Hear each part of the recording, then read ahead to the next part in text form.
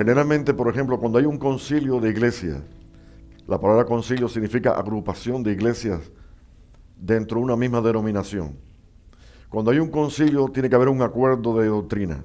Tiene que existir un acuerdo de doctrina, si no sería una división interna.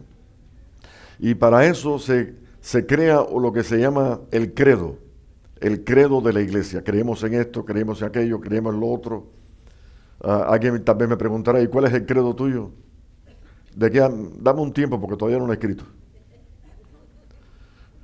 Pero creo que para mí el credo es la palabra, la autoridad que tiene la palabra en cada uno de nosotros.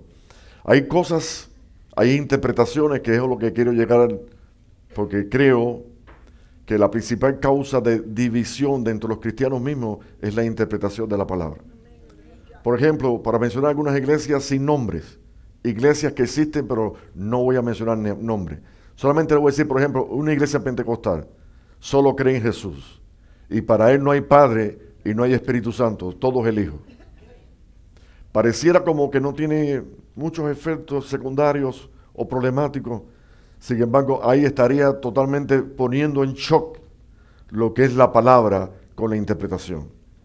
¿Cómo yo voy a decir que no hay Padre? Si no hay Padre, no hay nada, ni Cristo. Si alguien honraba al Padre, era Cristo. Si alguien muchas veces en público dijo, Padre, te doy gracias porque siempre me escuchas. O sea, tenemos que tener cuidado con la doctrina de lo que aprendemos o lo que aceptamos y entronamos en el centro del corazón. O sea, cuando lo que Dios hace no tiene sentido, yo quiero hablar un poquito sobre esto, pero antes quiero leer un versículo bíblico, no tiene que ponerse de pie, que está en el libro de Lamentaciones, palabras de Jeremías, el libro de Lamentaciones. Voy a estar leyendo el capítulo 3, voy a comenzar con el verso 31 hasta el 33, y después voy a leer el 37 y el 38. Y por supuesto tengo un propósito con esta lectura, con estos versículos. ¿Alguien lo tiene ya para leer? Permíteme repetir, libro de Lamentaciones. Tal vez a alguno le cuesta un poco de trabajo encontrar ese libro. Está después de Jeremías. Si no, escúcheme, simplemente escúcheme. Verso 31, porque el Señor no desecha para siempre, antes si aflige. Y vamos a ver otra versión que dice, si aflige. Si antes aflige, también se compadece según la multitud de sus misericordias. Porque no aflige ni entristece voluntariamente a los hijos del hombre. Y dice el verso 37, que son dos preguntas. ¿Quién será aquel que diga que sucedió algo que el Señor no mandó? ¿De la boca del Altísimo no sale lo malo y lo bueno? Permíteme una versión diferente, y es para que se amplíe un poquito la idea. Por ejemplo, el verso 31 dice en la Nueva Versión Internacional, que muchos de ustedes también la tienen ya, el Señor nos ha rechazado, pero no será para siempre. Nos hace sufrir, lo dice literalmente, nos hace sufrir, pero también se compadece porque es muy grande en amor. Y dice el 33, el Señor hiere y nos aflige, pero no porque sea de su agrado. Y yo quiero mostrarles ahora que estas palabras finales no solamente fueron de inspiración de Jeremías, sino que fueron de inspiración mucho antes que Jeremías en el libro de Job. Por ejemplo, Job capítulo 5, verso 18 dice, porque Él es quien hace la llaga y Él la vendará. Él hiere y sus manos curarán. También le dice en el capítulo 2, versos 9 y 10, cuando la esposa de Job vino para reclamarle y decirle, ¿qué esperas para maldecir el nombre del Señor y morirte? Entonces le respondió Job a su mujer, o la mujer le dijo, ¿aún retienes tu integridad? Maldice a Dios y muérete. Y Job le respondió, como suele hablar las mujeres fatuas, has hablado, ¿qué? ¿Recibiremos de Dios el bien, lo bueno, y el mal no lo recibiremos? ¿Recibiremos solamente el bien? ¿Estaremos de acuerdo solamente y diremos amén cuando las bendiciones fluyen y caen? ¿O cuando nos toca pasar por una prueba? Mis hermanos, la dimensión del crecimiento de un cristiano está determinado por las pruebas y las luchas. Por saber reconocer de que Dios no es casual, que Dios es literal. Él es una persona que se mueve en medio de los candelabros de oro. Y la misma Biblia interpreta, dice, los candelabros de oro son las iglesias. O sea que en esta tarde Dios se pasea en medio de su pueblo. Voy a repetir, Dios se pasea en medio de su pueblo. Ahora, si Él se pasea por medio de su pueblo y Él escribe al ángel de la iglesia, entonces el ángel de la iglesia, que es el pastor, debe ser responsable por lo que enseña. Yo creo que en todas las iglesias a través del mundo debe existir, mis hermanos, un consenso. No sé si la palabra que estoy buscando es exactamente esa, pero en todas las iglesias debe haber una responsabilidad del pastor sobre lo que enseñó, qué predicó, porque las ovejas escuchan, la mayoría dice amén y a veces no decimos amén, ni siquiera ni entendimos a qué le dijimos amén. Acabo de leer que dice, ¿quién es el hombre que diga que algo aconteció que Dios no lo permitió? O sea, todo está bajo el permiso de Dios. En el mismo libro de Job, esto es una introducción, en el mismo libro de Job dice que el diablo se apareció en una reunión de ángeles, en una versión moderna, no dice los hijos, sino ángeles, porque algunos toman el versículo como si fueran hijos de Dios, y entonces ya Cristo no sería unigénito, sino que el diablo sería posiblemente el segundo, el tercero, el cuarto, y los demonios, me estoy refiriendo. Sin embargo, Dios establece que hay un solo hijo, es el monogenes, el único en su género. Ahora, le preguntó Dios al diablo y le dijo, ¿dónde tú estabas? Y él le respondió, yo dándole vueltas al mundo. Yo no sé si ustedes reconocerían lo que estoy memorizando. O sea, el diablo estaba dándole vueltas al mundo. ¿Ustedes creen que le da vuelta al mundo? Hay un versículo en Pedro, creo que es la carta de Pedro, que dice, el diablo como león rugiente está dándole vuelta a ver a quién se puede comer. O sea que todavía está buscando una brecha, una rajadura, un camino, algo por donde él penetrar, por donde él hacer su daño, porque él no sabe hacer nada bueno, todo lo que hace es malo. Y yo no sé si ustedes saben que el diablo no sabe hacer nada bueno, todo lo que hace es malo. Él pone tropiezos. Bendito sea el nombre del Señor. O sea que aquel día, lo que dijo Satanás es lo mismo que está haciendo todavía hoy, dando vueltas a ver a quién se come, a quién devora. Bendito sea el Señor.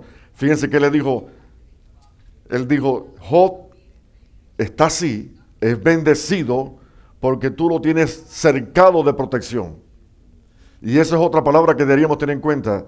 El ángel de Jehová acampa en derredor de los que le teme y dice que los defiende. En otras palabras, no sé si podrás reconocer que Dios te tiene protegido, y si no ha pasado algo malo, algo que tú pudieras sufrir con mucha angustia, es porque Dios te ha guardado, es porque Dios te ha bendecido. Y si pasa por alguna prueba, por alguna lucha, es porque Él lo ha permitido, porque Él tiene un propósito. Y aquí voy a entrar ya. O sea, mencioné una cantidad de versículos que me relacionan el tema para una introducción de comentario que quiero hacerle sobre la Biblia.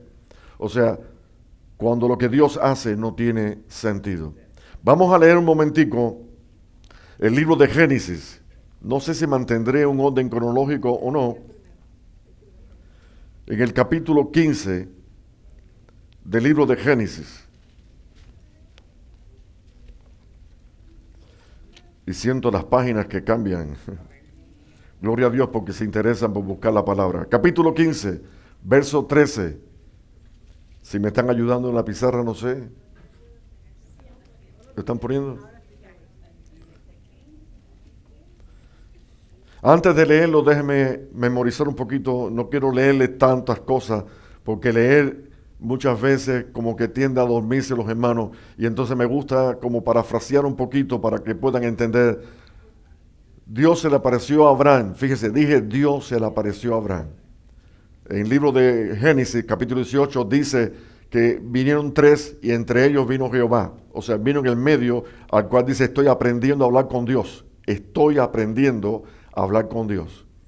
Y dice que Abraham recibió el mensaje de Dios que le dijo, tu simiente va a ser bendecida.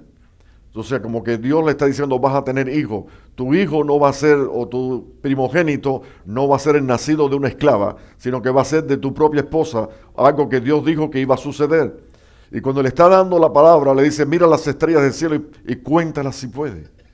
Y dice que Abraham levantó la mirada y vio que no se podía contar porque son tantos millones de galaxias que no se pueden llegar a comprender o no se pueden contar.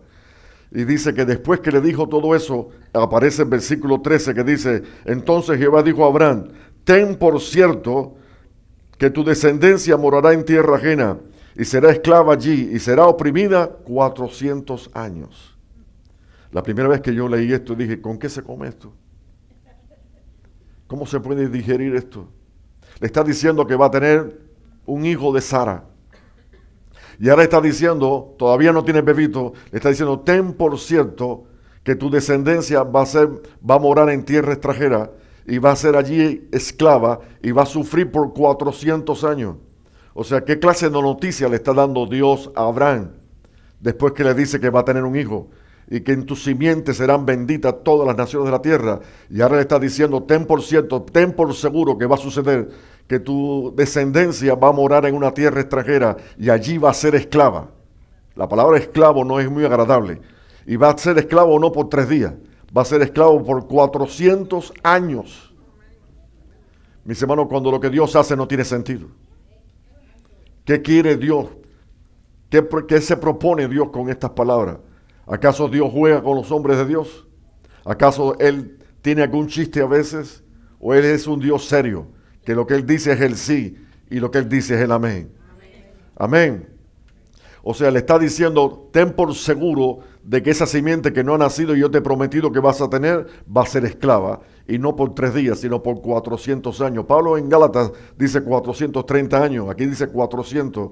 Es muy probable que los primeros 30 años no se contó como esclavitud y a partir de los 30 años comenzó la esclavitud, comenzó el proceso duro, fuerte que iba a atravesar el pueblo de Israel. Ahora, ¿cuál era el propósito? ¿Dónde está el propósito de que Dios permita de que la simiente sería esclava, Israel sería esclava en Egipto?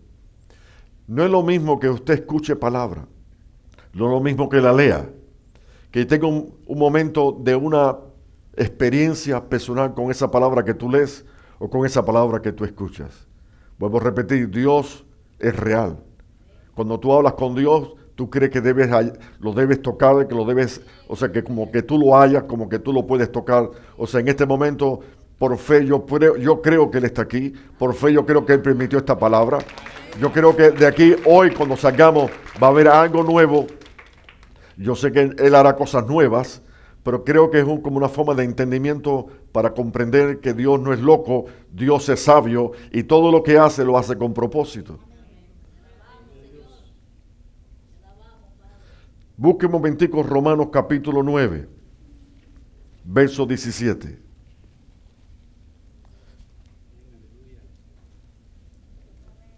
Y si lo lavas te gozas. Quédese en el 9, después le digo la cita del versículo. Si el pueblo de Israel nunca hubiera conocido personalmente lo que Dios era capaz de hacer con su pueblo, pues entonces nunca llegaría a conocer la magnitud, la grandeza del soberano Rey del cielo. O sea que esta prueba de 400 años de sufrimiento, Dios después iba a demostrar la clase de Dios que Él es para con el pueblo de Israel y de lo que Él había determinado con el pueblo de Israel. O sea, Dios había permitido 400 años de prueba y por supuesto el propósito estaba en que conocieran qué clase de Dios tienen, que era capaz de destruir la primera potencia del mundo para aquella fecha, porque Egipto era la primera potencia mundial. Y cuando por fin, al final, ya Dios sacó al pueblo de Israel, la palabra dice y da a entender que Egipto no sería la misma nación ni el mismo poder, sino que estaban totalmente destruidos, moralmente destruidos, sus ejércitos destruidos y sus ídolos no sirvieron para nada. Cuando Dios le manda a Moisés y a Aarón por primera vez a enfrentarse con el rey o el faraón para pedirle que dejara salir al pueblo de Israel de Egipto, Dios le dijo a Moisés, cuando llega ahí y el faraón te pide señal, dile a Aarón que tire su vara delante de faraón. Y así fue. El faraón le pidió señal a Moisés de que Dios, en el nombre de que Dios venía y quién era. Y dice que Aarón tiró su vara y su vara se convirtió en serpiente. Pero parece que ya el faraón había visto este milagro o este tipo de señal. Y le dijo, eso, mis hechiceros, mis brujeros, mis santeros lo hacen también.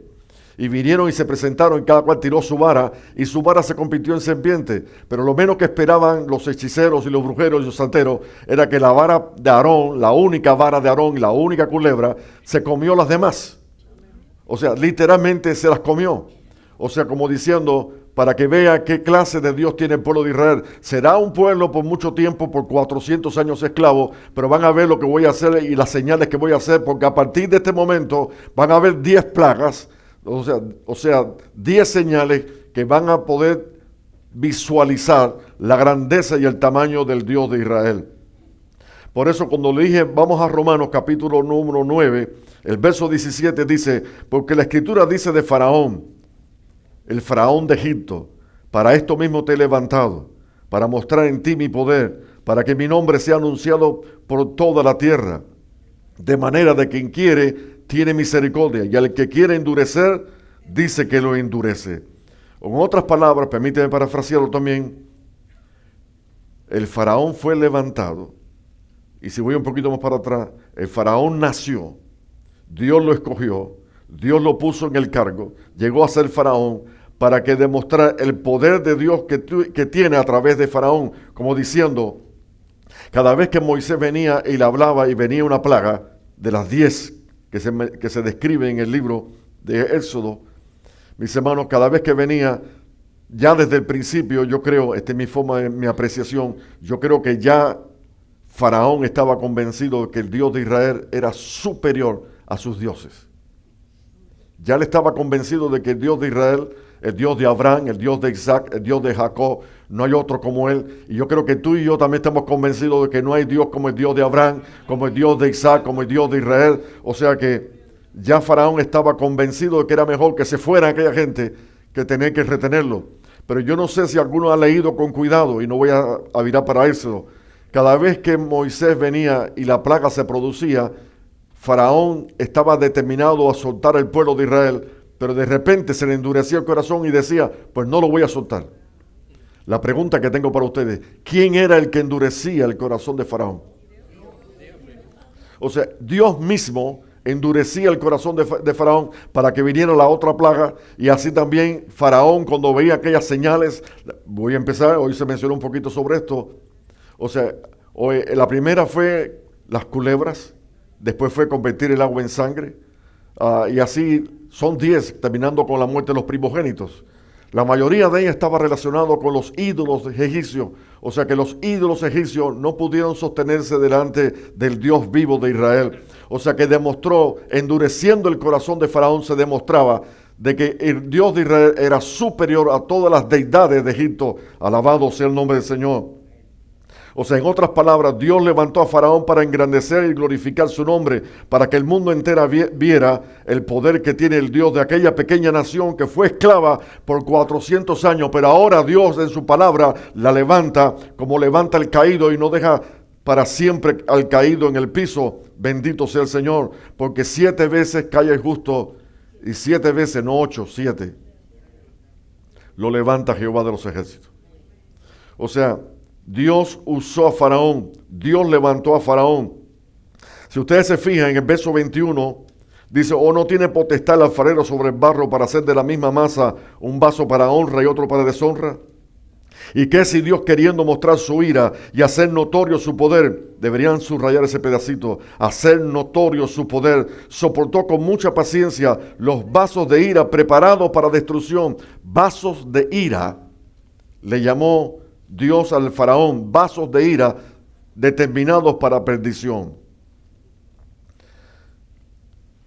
Cuando uno tiene ya, ¿cómo decir?, un entendimiento sobre una palabra, como algo, por ejemplo, ¿se recuerdan cuando el Señor oró en Juan capítulo 17, la oración de Jesús en Juan capítulo 17, que dice, Padre, los que me diste,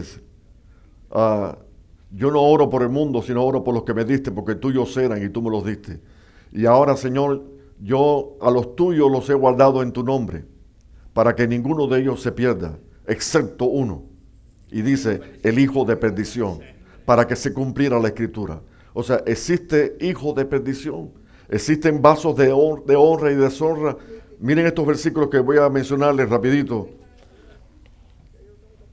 Salmo 58:3 dice, se apartaron los impíos desde la matriz, desde que nacieron. Se descarriaron hablando mentiras desde que nacieron. Proverbios 16:4, todas las cosas ha hecho Jehová para sí mismo, aún al impío para el día malo, resaltando la soberanía de Dios. Segunda carta de Pedro, capítulo 2, verso 12. Pero estos hablando más de cosas que no entienden, como animales irracionales, nacidos para presa y destrucción, perecerán en su propia perdición. Judas, verso 4. Porque algunos hombres han entrado encubiertamente, los que antes habían sido destinados ya para esta condenación, hombres impíos que convierten en libertinaje la gracia de Dios. Romanos 9, lo acabo de leer, pero permíteme leerlo de nuevo. Dice, o no tiene potestad el alfarero sobre el barro para hacer de la misma masa un vaso para honra y otro para deshonra. ¿Y qué? Y si Dios, queriendo mostrar su ira y hacer notorio su poder, soportó con mucha paciencia los vasos de ira ya preparados de antemano para destrucción. O sea, así también se puede hablar de lo que en Egipto Faraón tuvo un plan en el propósito de Dios. O sea, cómo Dios le endurecía el corazón a Faraón para que demostrar que no había otro Dios como el Dios de Israel. Primera de Juan capítulo 3, verso 12, creo que estoy leyendo demasiado. Dice, no como Caín, que era del maligno y mató a su hermano. ¿Por qué causa lo mató? Porque sus obras eran malas, del maligno. Primera carta de Pedro, capítulo 2, verso 8. Piedra de tropiezo y roca que hace caer, porque tropiezan en la palabra, siendo desobedientes, a lo cual ya también estaban destinados. O sea, cuántos versículos. Y esto fue algo que yo no lo encontré en ningún libro, porque es una secuencia de versículos que están relacionados con el mismo tema. Y lo que fui es por tiempo añadiéndole, cuando lo que hace Dios no tiene sentido. O sea, cosas que Dios hace que no tienen sentido. Permíteme mostrarles en la Escritura, y aquí fue donde yo empecé a recibir el mensaje de Dios en esta porción que voy a mencionarles, que el Señor fue demostrando a medida que se acercaba el día de la ejecución, el día de la muerte, la crucifixión. Él iba como los milagros, como iban aumentando en poder, en señales. O sea que Dios permitió. Y permíteme repetir esa palabra, permitió. ¿Se recuerda cuando le dije quién es el hombre que diga que algo aconteció, que Dios no lo permitió? ¿Quién de ustedes puede decir esto no aconteció? O sea que como que fue casual. Para nosotros la palabra casual no existe. O sea, Dios controla toda nuestra vida, controla todo nuestro ser, controla la mente, el corazón. Bendito sea el nombre del Señor. Por ejemplo, en Juan capítulo 9, verso 1 al 3, Dios permitió, y vuelvo a repetir, Dios permitió que un niño naciera ciego de nacimiento. O sea, Dios permitió. Uno de los discípulos, hay un evangelio que dice un discípulo, en otro evangelio dicen los discípulos, como que fueron la pregunta de varios.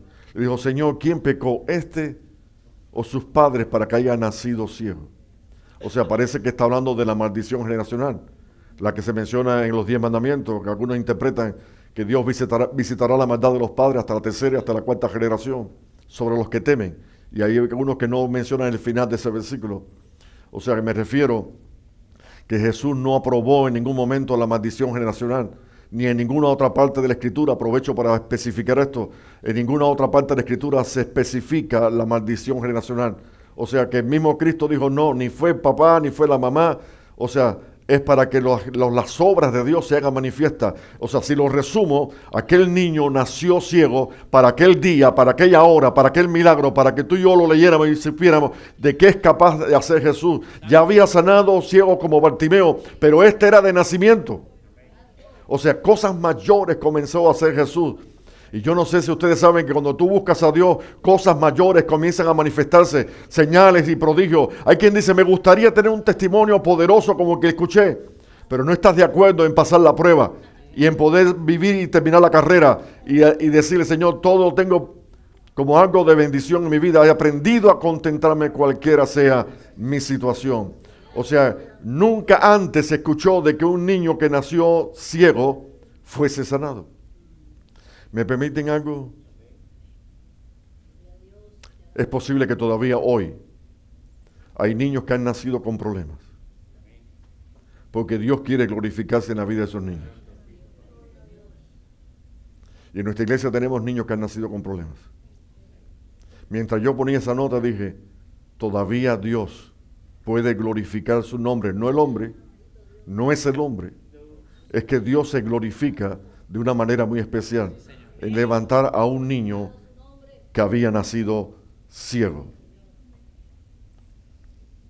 Dios permitió la prueba de una mujer, de una pobre mujer. Dios permitió que durante 12 años gastó todo lo que tenía en médicos porque te padecía de un flujo de sangre que era humillante tener esa enfermedad. Era como el leproso. El leproso no podía vivir con la comunidad, tenía que vivir aparte. Las mujeres inmundas, según la Escritura, según el mandamiento, las que padecían de flujo de sangre, eran inmundas y no podían convivir. ¿Se imagina que de repente los padres tendrían que sacar a esa muchacha de la casa? O el marido, si estaba casada, dejarle, apartada. La gente, el vecindario la rechazaba. ¿Te imaginas que esto te pueda suceder a ti? Sin embargo, Dios lo permitió. Y algunos dirán, pero fue Dios cruel. Él quería glorificar su nombre. No todo el mundo está de acuerdo, porque fíjense, cuando el Satanás le habla al Señor respecto a Job, él le dice, no has considerado que no hay otro siervo como Job, hombre íntegro, que guarda mi palabra y que tiene temor de Dios. Y el diablo, ya le repetí anteriormente, y el diablo dijo, déjale que yo lo toque, carne por carne, para que vea que maldice delante de tu presencia. Y Dios le dijo, hazlo. Lo único que te pido es que no puedes tocar el alma. Tú vas a tocar su cuerpo, la pieza la vas a tocar, vas a hacer lo que tú quieras, pero el alma no se la puedes tocar, no lo puedes matar. No lo puedes matar. Y hay cosas que vienen a nuestras vidas que el diablo parece como que te quiere matar, pero digo, como dijo el salmista, no moriré, sino que viviré y contaré las obras que Dios ha hecho con cada uno de nosotros. O sea, 12 años de sufrimiento, de padecimiento, de rechazo, de humillación. Y dice Dios, para el día y la hora en que hizo el milagro, ese día Dios se glorificó. O sea, Dios pudo sanar una mujer que padecía por 12 años de flujo de sangre. Por ejemplo, las pescas milagrosas. Hay 2 pescas milagrosas y hay 2 tormentas en el mar, en el mismo mar. La pesca milagrosa de Lucas capítulo 5, verso 1 al 11, que dice que estuvieron toda la noche y no pescaron absolutamente nada. Y el Señor le dijo, tiren la red a la derecha. Y dice, cuando la tiraron, de repente ya no podían sacar la red porque eran tantos los peces que no podían echarlos dentro de la barca. Y había otra barca, llamaron, hicieron señales de que vinieran a ayudar. O sea que hubo una pesca, un contraste entre toda la noche un Pedro profesional que no pudo coger absolutamente nada. Y ahora en la palabra, en el nombre de Jesús, tirando la red dice que era tanto los peces que tenían atrapados que no cabían dentro de los 2 barcos, porque los 2 barcos iban tan llenos que parece que se hundían. ¿Sabe para qué sirvió esa señal? Fue el día que Pedro se convirtió. Pedro le reclamó, le dijo, Señor, he estado toda la noche pescando, yo soy un profesional. Yo vivo de la pesca, he estado toda la noche y no hemos capturado ni uno solo. Y el Señor dijo, ahora en mi nombre, tira la red. Y cuando fue, dice, ya no podían sacarla porque era demasiado la cantidad de peces. ¿Sabe qué hizo Pedro? Cayó de rodillas. Delante del Señor dijo, Señor, apártate de mí que yo soy un pecador. O sea, ese día le dijo, haré lo que tú me pidas. Ese día se convirtió. Cuando usted se convierte, usted está de acuerdo en decirle, Señor, haz de mi vida lo que tú quieras. Voy a repetir esas palabras suaves. Cuando te conviertes de verdad, cuando Cristo es el centro de tu atención, cuando encontraste al Rey, el verdadero, al único, al poderoso, al Santo de Israel, cuando lo encontraste, o mejor dicho, Él te encontró a ti. Pero cuando tú crees que tú lo encontraste, mis hermanos, ya ese día es un día de cambio, es un día de reforma, es un día donde naces de nuevo. Alabe a Dios, bendito sea el Señor. Y Pedro nació de nuevo. El otro día de una pesca milagrosa la encontramos al final del Evangelio de Juan, capítulo 21, cuando dice, fueron a pescar Pedro y 6 más, eran 7. Porque después de la muerte de Cristo quedaron tan atormentados, tan tristes, tan confundidos, que Pedro dijo, me voy a refugiar aunque sea en la pesca. Y le dijo a otros 6, ¿queréis ir conmigo a la pesca? Y se pusieron de acuerdo y se fueron 7 a pescar. Pero ¿qué sucedió? Aquel día no cogieron nada tampoco, aquella noche. Tampoco pescaron absolutamente nada. Y cuando están llegando a la orilla, ven a alguien caminando por la orilla, que les pregunta, les dice, ¿atraparon algo? ¿Cogieron algo? Y ellos dijeron nada. Y él dijo, tiran la regla derecha, ahí mismo cerquita de la orilla. Y dice que cuando tiraron, enseguida atraparon tantos peces, 153 peces. Y yo pienso que de los más grandes que había en el mar de Galilea. O sea, una vez más Dios le hace el milagro de la multiplicación de los peces. O sea, no hay duda del tamaño, de la dimensión de lo que es Dios para con su pueblo y para con su iglesia, de lo que es capaz de hacer. Por ejemplo, Dios permitió que un paralítico sufriera por 38 años. Dios permitió, Él sabía y conocía la condición de ese hombre y sabía el tiempo que llevaba allí. ¿Sabe? Algo curioso me pasó meditando un poquito en la palabra y dije, ese hombre cuando Cristo nació ya llevaba 5 años paralítico. No sé si se da cuenta. Si estuvo 38 años cuando Cristo llegó donde estaba Él, quiere decir que Cristo tendría 33 años aproximadamente, quiere decir que serían otros 5 años, o sea, cuando Cristo nació, ya Él llevaba 5 años paralítico. O sea, 38 años en un sitio que parecía un homeless, en un lago, en un pequeño estanque, el estanque de Bethesda, donde dice, y para mí es una tradición, por favor, algunos dicen que es verdad, pero creo que Israel es muy tradicional, muy tradicional. Y dice que un ángel venía de vez en cuando y agitaba las aguas y el que primero entraba, ese quedaba sano. Y el paralítico dijo, el pobre dijo, cuando se mueven las aguas yo trato de ir, pero uno que está mejor que yo se me mete por delante y entra antes que yo. O sea que el Señor lo confronta y le está hablando diciendo, yo no estoy hablando del lago ni las aguas, te estoy hablando de mí, ¿quién soy yo para contigo? ¿Tú crees que puedes ser sanado? ¿Tú crees que tú puedes ser levantado? O sea, es algo poderoso que hizo el Señor. Un hombre de 38 años paralítico, en un momento, en un instante, Dios lo levantó. ¿Cuántos alaban a Dios? Dios permitió 2 fuertes tormentas en el mar, o sea, en el lago de Galilea. En una ocasión dice que el mar se levantaba fuertemente en las tempestades. En Marcos capítulo 4, verso 41. Y dice que Jesús se iba en la embarcación e iba dormido, acostado sobre un cabezal.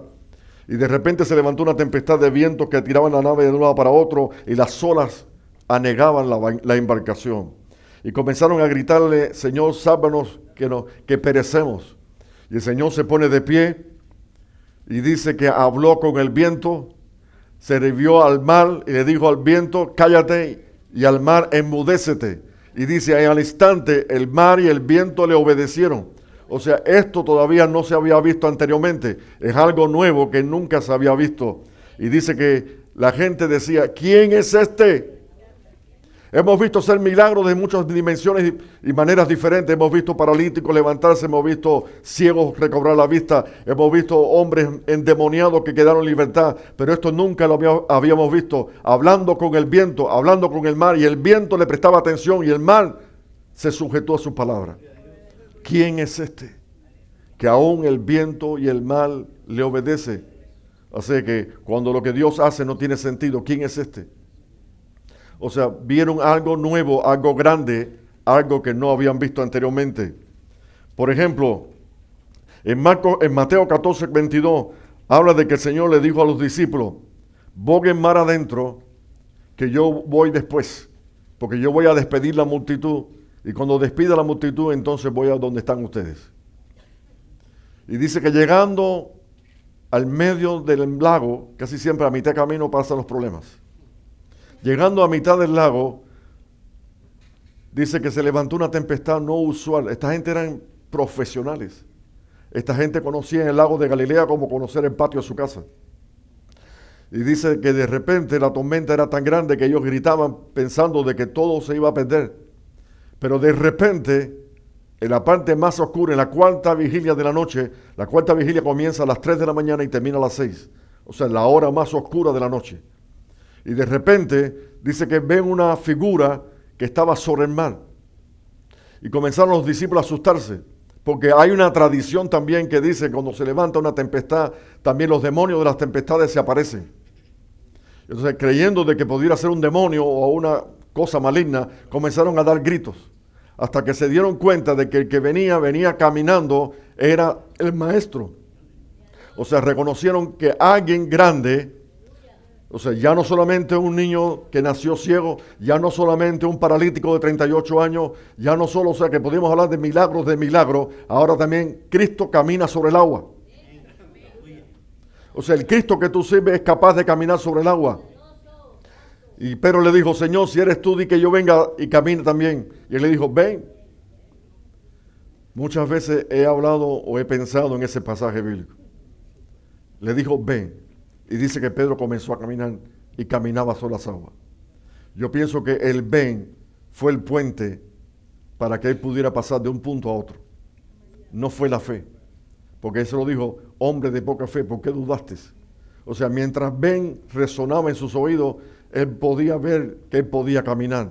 Pero cuando terminó ven, ya no escucho la palabra, comenzó a hundirse.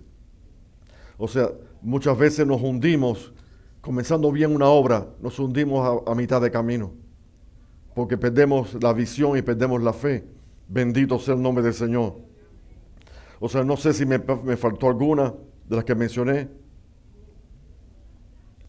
Dios permitió, esta es la última.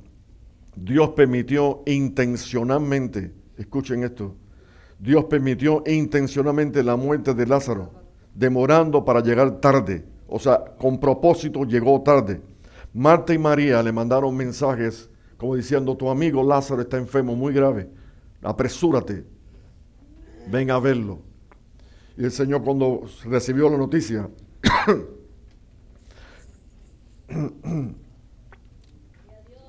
ya estamos terminando.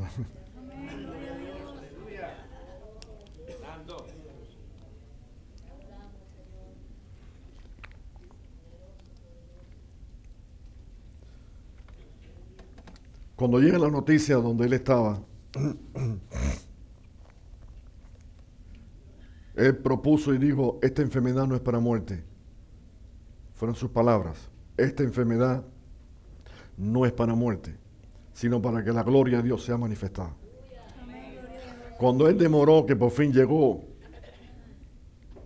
a la casa, al lugar donde vivían Marta, María y Lázaro, sale Marta primero y va y le reclama y le dice, maestro, si tú hubieses estado aquí, Lázaro no hubiera muerto. Mi hermano Lázaro, tu amigo, no habría muerto. Y el Señor le dijo, Marta, si crees verás la gloria de Dios. Amén, gloria a Dios. Y ella le dijo, yo sé que va a resucitar un día. O sea, al final, como dice Daniel, ¿verdad? Que los muertos en Cristo serán levantados primero. O sea, a la final trompeta, ahí será que es la resurrección. Y Jesús le dijo, no, yo soy la resurrección y la vida.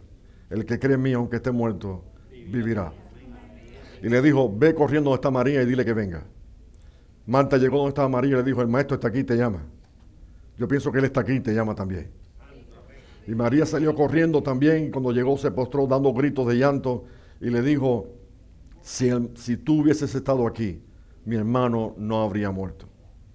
Y yo sabe, la forma de interpretar Marta, la forma de interpretar María, es algo que para mí es real. Si Jesús hubiese estado allí, Lázaro no habría muerto.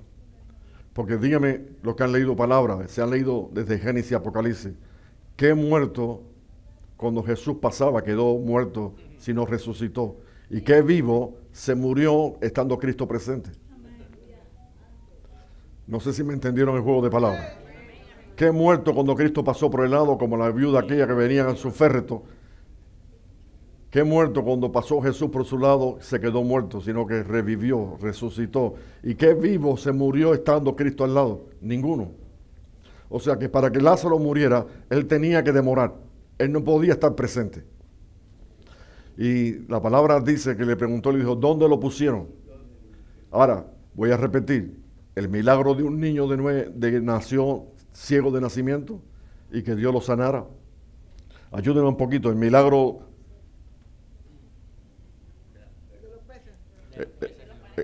Sí, no, cuando le dijo, ¿quién es este que aún el viento y el mar le obedecen? El milagro ese nunca se había visto. El milagro que no lo mencioné tampoco, de cuando pasaba hacia Judea, dice que se encontró una higuera muy florecida, muy bonita, y cuando fue a buscar fruto no tenía fruto. Y dice que el Señor le dijo a la higuera, o sea, hablando con un árbol, hablando con una mata, le dijo, nunca, jamás de ti coma alguien.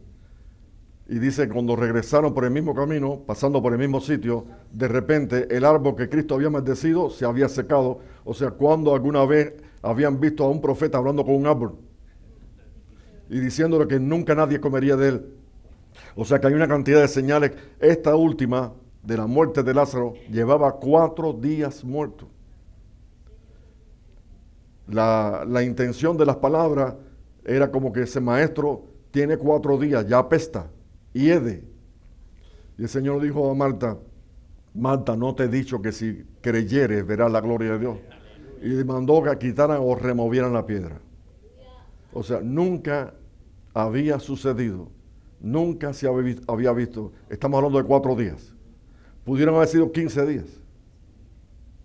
Cuando Cristo resucita, muchos sepulcros fueron abiertos de muertos que estaban allí. O sea, ¿qué tiempo llevaban muertos? No lo sé. Pero yo sí sé, como tú también sabes, que para Dios nada es imposible. Y levantando su mano gritó, porque pegó un grito, dijo, Lázaro, sal fuera. Y dice, el que estaba atado de mano y pies salió así como estaba, salió. O sea, si alguno de ustedes imagina por un momento haber estado en ese día, en ese lugar, en ese momento, se imagina la emoción, la transferencia de emoción que hubo aquel día cuando pudieron ver que un hombre que apestaba de repente salió normal.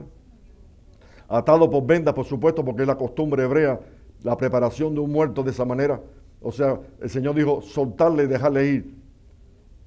Si lo hizo con uno de 4 días, lo hace con cualquier cosa. Y aquí donde dice la palabra, no hay nada imposible para Dios. Para los que creen a Dios.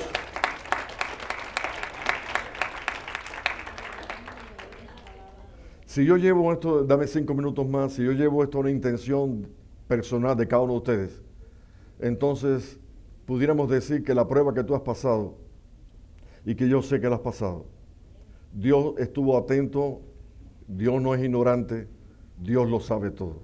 Amén. Es muy probable que Él quiera glorificarse contigo a través de tu prueba, a través de las luchas, a través de los momentos difíciles. Él quiere glorificar su nombre a través de alguna obra. Hay hermanos que han pasado pruebas tan fuertes que algunos dicen, ¿y por qué? ¿Y para qué?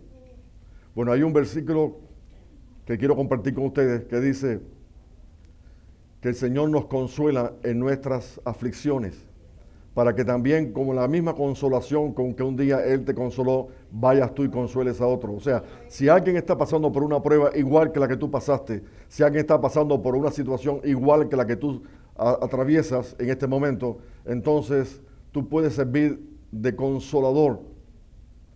Puedes servir de consolador para transmitir una palabra de ánimo. Mis hermanos, no todos saben consolar. No todos los que estamos aquí podemos consolar. Es mejor que, si tú crees que no tienes la gracia de Dios para hacerlo, mejor ora, que otro venga y consuele. Amén. Ustedes conocen lo que dijo una vez el hermano Girón, el pastor nicaragüense, cuando contó la historia de que un hermano se enfermó y estuvo muy grave, estuvo en terapias intensivas, y fueron a buscar a un pastor para que orara por él. Y cuando llegó donde estaba el hermano, que estaba enfermo, que estaba en intensive care, le preguntó, en vez de orar, no había orado, le dijo a la familia, le dijo, ¿en qué lugar lo van a enterrar? ¿En León o en Managua? Y ustedes, no sé si alguno ha escuchado decir que los enfermos, lo último que pierden es el oído. Aquel enfermo oyó lo que dijo aquel pastor y dijo, yo no quiero nunca jamás que ese pastor me pastoree a mí. Porque en vez de decir que Dios me va a levantar, está preguntando dónde lo van a enterrar. Pónganse de pie, mis hermanos.